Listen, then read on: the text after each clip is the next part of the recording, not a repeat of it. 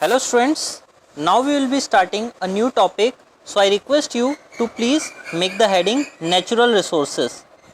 Natural resources.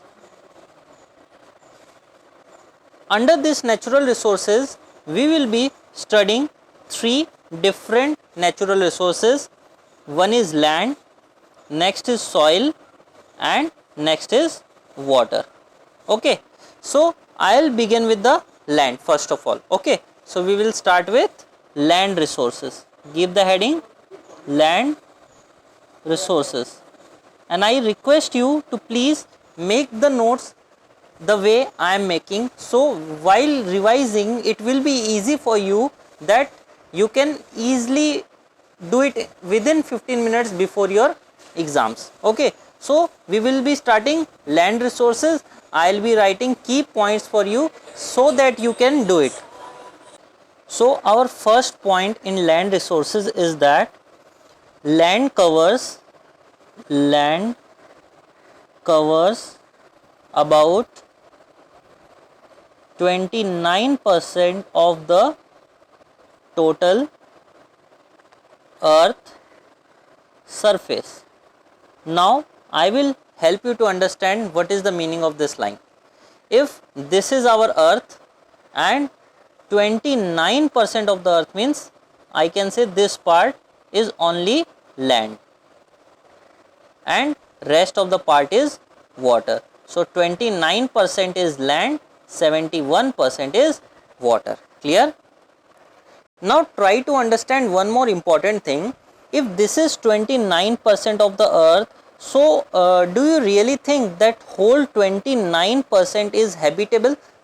Habitable means that human being can stay, but the answer is no. The whole 29% is not habitable. Why not habitable? Because the reason that some part of the land having the so hot weather that human being cannot sustain, or some part is too cold that human being cannot sustain.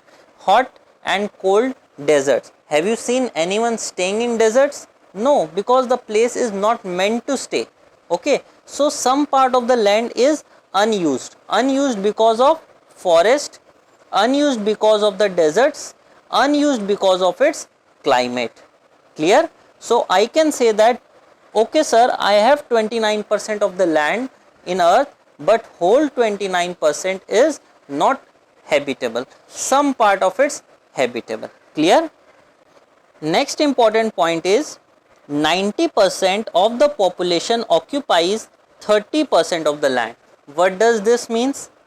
Suppose this is our complete land. This is our complete land, and this 30%, this part occupies 90 people, and this 70% of the land occupies only 10 people.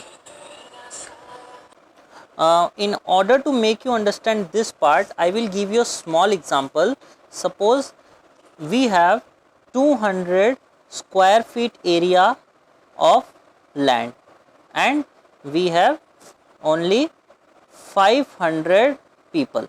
Okay, so what this is saying is that 30% of the land means 60 square feet contains 90% of the population, means 450 people, and remaining 140 square feet contain only 50 people.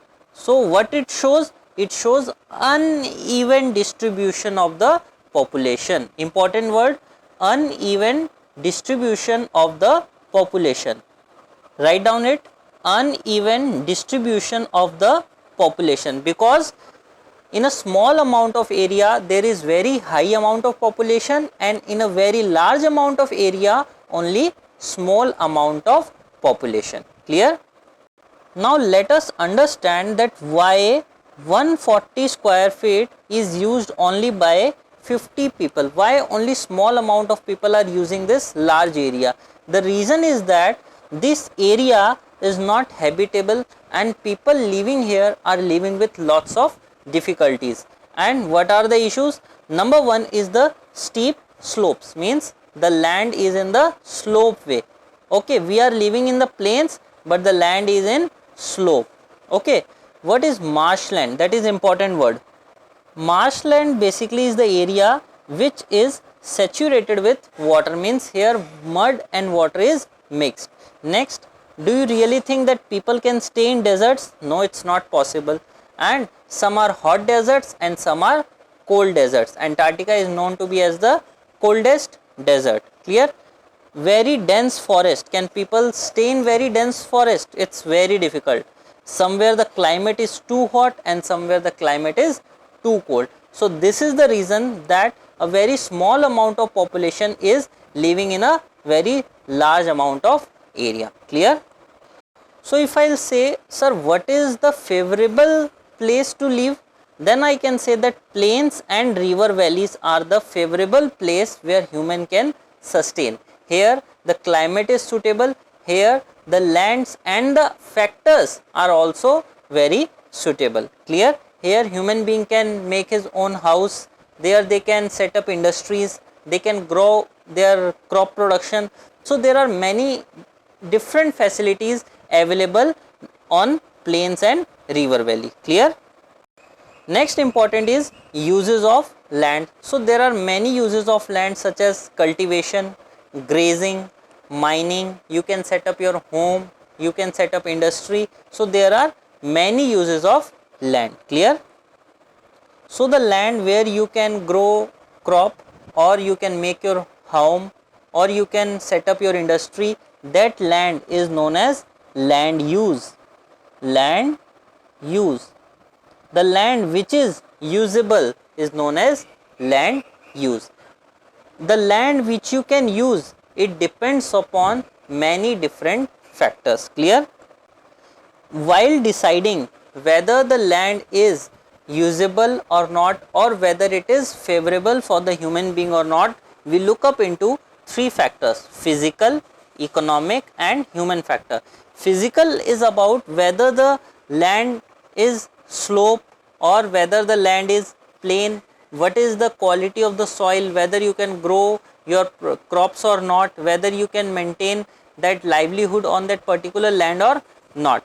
Economic in what sense? That you can do your business or not on that particular land, can you set up your industry, whether the water is available or not, whether the minerals are available or not. So many different factors need to be considered when you are looking at a land. When all the factors are available, you can say that the land is favorable for the human being and it is called as land use, means you can use this land. Clear? There can be different types of land. One land which is very fertile, it will be used for crop production. One land which is not fertile but there is river nearby, you can set up your industry so that you can discharge your waste easily. And the land which is plain over here, you can set up your home as well if the land is not fertile. So different types of land have different usage. ठीक है? Clear? So few important factors which we need to consider is climate, soil, whether water is available or not, whether minerals are available or not. These two are also very important concern. Though we have went to different planets in search of water, why? Because if there is no water, that land is not for use. If there is no minerals, land is not for use. We have been trying from long over moon to try to find out the availability of water. If there is water, we always say that the land can be used, the land can be used for human being. But if there is no water, we cannot use the moon as a land to stay. Climate is also a very important factor. If you will go to Antarctica, the climate is so cold that you cannot sustain. Okay, so we need to see whether the climate of that particular land is good or not, favorable to the human being or not. Clear? Fifth point is connectivity.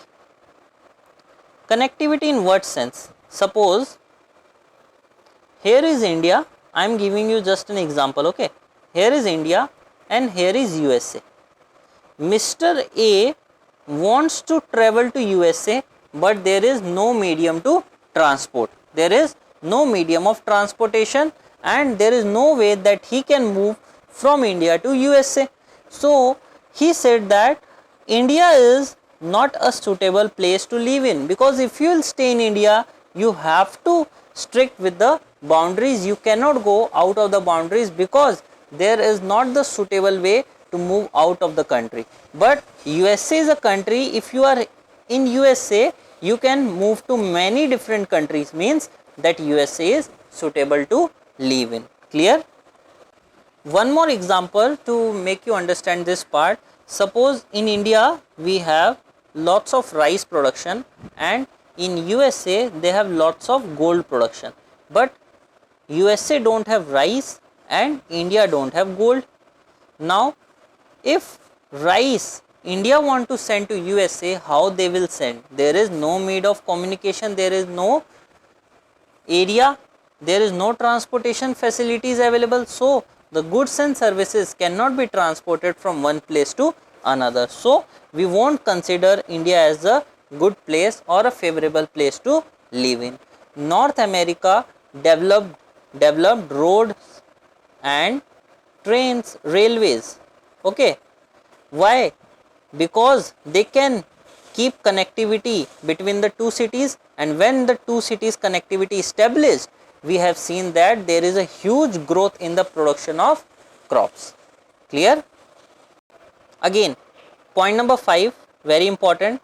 There are basically two types of land. One is the private ownership, just like your home and factory are your private ownership, that you can do anything with your land, with your premises. You can reconstruct it or you can design it in your own way, and what the uses you want from that particular land, it's up to you. Suppose you have purchased a particular land, and if you want to make a home over there, you can make your home. If you want to make a building, you can make a building over there. If you want to set up a factory over there, you can set up a factory over there. So in private ownership, it means that it is the sole authority of the individual, that whatever he want he can do on that particular land. But when it comes to community ownership, it states that the land is meant for the general use and for the purpose of community, such as like a common park, okay, as well as there are few land which is left open for the animals to graze, okay. So all these land come under community ownership, okay, as well as such community land is also known as common property resource. Important, write down common property resource. Common property resource. Private ownership and community ownership. Community ownership states that the land is used for the purpose of community, and the land which is used for the purpose of community is known as common property resource, and people always misuse this public property. True? Our point number 6 states that the land is limited. Obviously we cannot increase the area, the land is limited, and population is growing day by day, the demand is increasing. Like if population will increase, we need to give them more food, and in order to grow more food we need more agriculture area. So for that we need to properly plan our land resources. Clear? While planning we need to consider two important factors. While planning we need to consider two important factors. Number 1, nature and quality of the land. Write down nature and quality of the land. Part B, need of the community. Need of the community. Part 1 states that you need to first observe that what is the nature and the quality of your land. For what purpose you can use this land, whether you can use this land for crop or you can use this land for industry. Suppose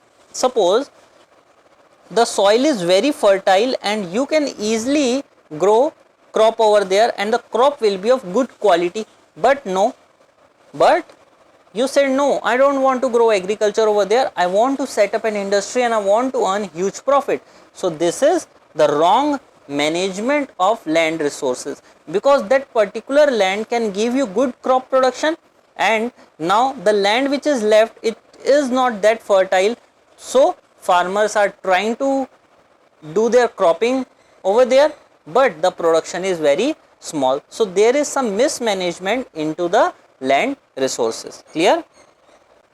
While taking the decision on cultivation, you need to decide upon the 4 different factors. Number 1 is the relief. Relief talks about the altitude of that particular land, or the mountains in that area, or the heights of the mountain. So that need to be considered while we are taking the decision on cultivation. The next is the fertility of the soil. If the soil is not fertile, it is useless to think upon that you can do cultivation. So decision can only proceed further if the soil is fertile, and if there is water available, then only the crop production is possible, otherwise crop cannot be produced. As well as if there is no water, the soil is not fertile. So these 2 factors are interdependent. Now the next is the need of the people. Cultivation, there can be many crops that can be grown, industrial crops as well as food crops. So which crop is the demand of the people? Grow that crop. Clear? Our last point of the land resources is that we have to use our land efficiently, so that we can get the maximum output, maximum return from that particular land. Clear? So what are the things we need to consider while using the land efficiently?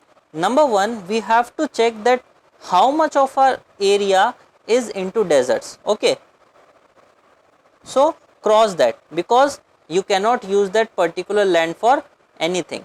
Okay, now you need to use scientific technique. I am writing in short, you write in brief.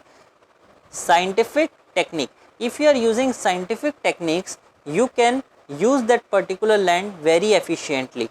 Next, you need to conserve soil and forest, means you should not do the soil erosion or deforestation. You always need to conserve it. Okay. Point number 4, providing irrigation facilities.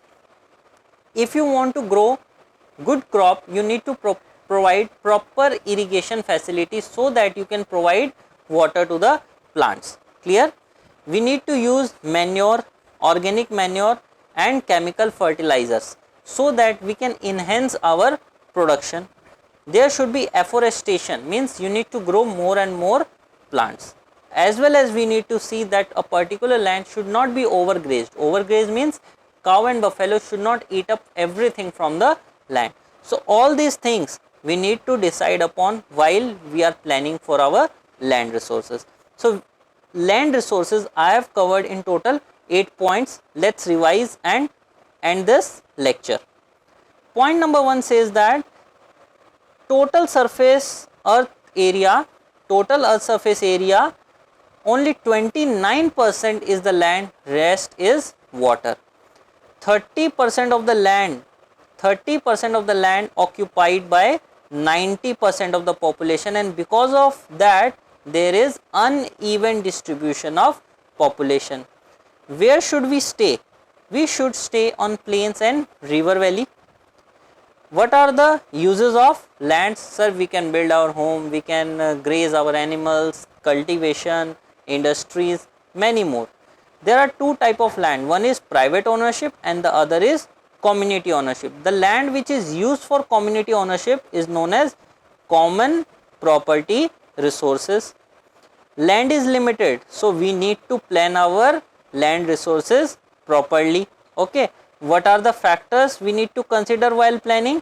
Nature and the quality of the land and need of the community. Next, cultivation of the land depends upon, means while taking a decision that whether you want to cultivate over that particular land or not, you need to ask yourself these 4 questions, and if these 4 questions are ticked, that means you can cultivate. Clear? And the last point is that we need to use our land efficiently, So for that we need to cross our deserts, that this land is of no use. We have to adopt scientific techniques, we need to conserve our soil and forest, we need to provide irrigation facilities, increasing the use of manure and chemical fertilizers, and we need to grow more and more forest, or we can say plants, so that we can do afforestation, as well as we need to check upon overgrazing. So hope you like the lecture, and do let me know after doing the lecture. Thank you.